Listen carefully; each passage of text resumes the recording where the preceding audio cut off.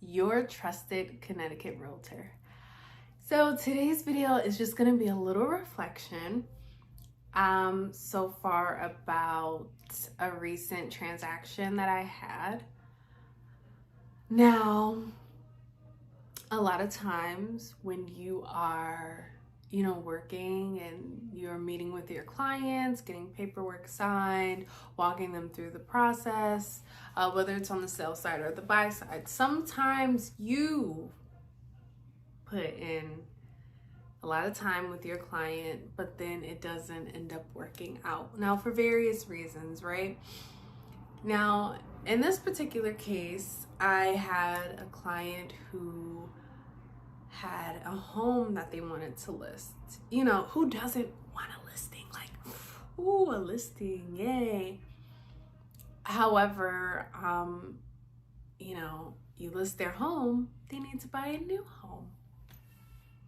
Now, they were pretty much a breeze, right? They made everything easy for me. I mean, I had to explain some stuff to them, which, was fine. And I tried to hint at them like, okay, what's your credit score? What's the credit like? Even though I know I'm not the mortgage professional, and I don't claim to be, and I try to stay away from answering questions or giving advice that the mortgage professional would give. But I just wanted to know. I'm like, okay, so is your credit like here, or how is it? I didn't get a straight answer, but I'm like, you know what? I'll just refer them to the lender. The lender will take care of it. And when I did that, first of all, it took us so long to get the application filled out because it was like, miscommunication a little bit here and there between all parties involved. So finally, we get the application filled out. Finally. This is like 3 days before we were going to go live on the MLS. And I didn't even call the photographer yet because I was like, oh my goodness, like this application needs to be submitted so that we know, that we can start looking for the next home before we list this home. Now, we did submit the application, and then the lender took a little bit to get back to us. So when I finally contacted the lender, again, to reach out to see, is this a go or is it a not right now? So the lender did inform me that's a not right now. And I'm like, oh man, okay.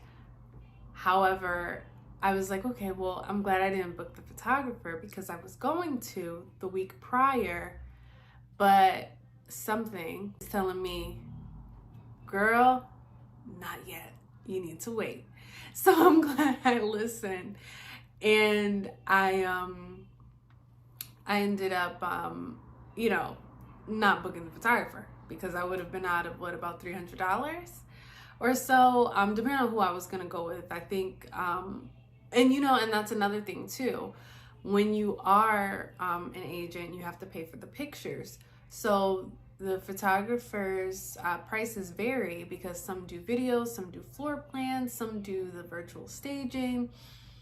And also, yeah, you may say, oh, I like the price of this photographer, but what if he's not available to come out on the day that you need him? And if you wait till the last minute, which would have been me in my case, because I was waiting for the loan application to come back to let us know, if we can move forward or not.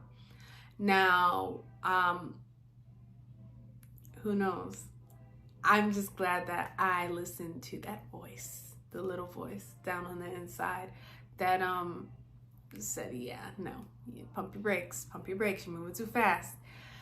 So that just goes to say that, I mean, these clients of mine, they're still going to be my clients. I have faith that, this will work. They wanted to sell their home, and they expressed to me that they tried to sell before, but then they changed their mind. Now, this is not a no, and delay does not mean denial. It's just a not right now.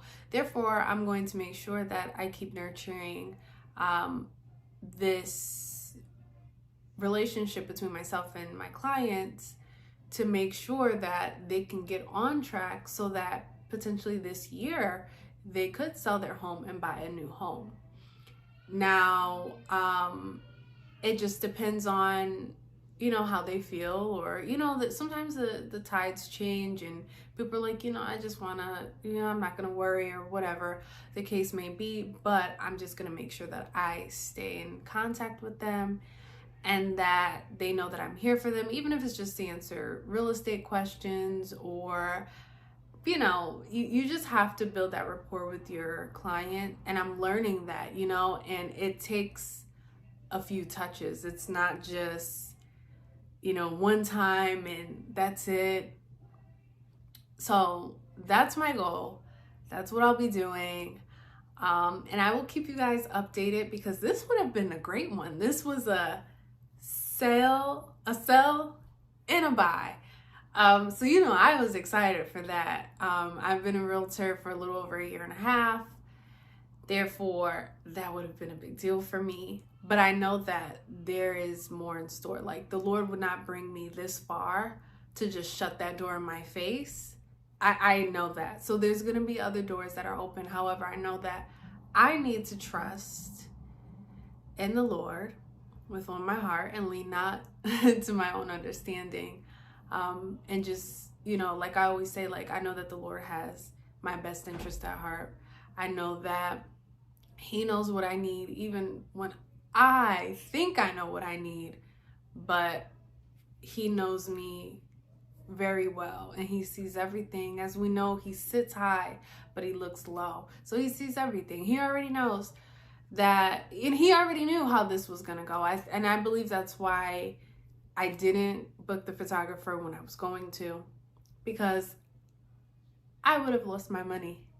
But it's okay though, it would have been a big lesson learned. But, with these realtor dues that are due right now, if I would have lost the money trying to pay for the photographer, I think I would have been upset, because my dues are due and I need to make sure that I get those paid. In the beginning of the year, there are a lot of fees that, you're hit with as well.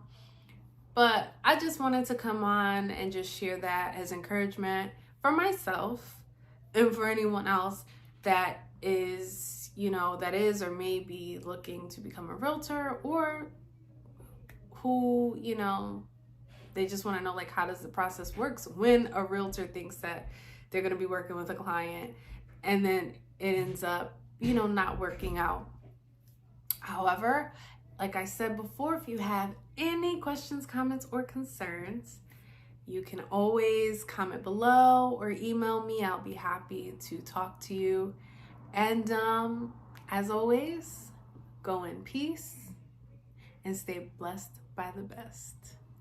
Bye until next time.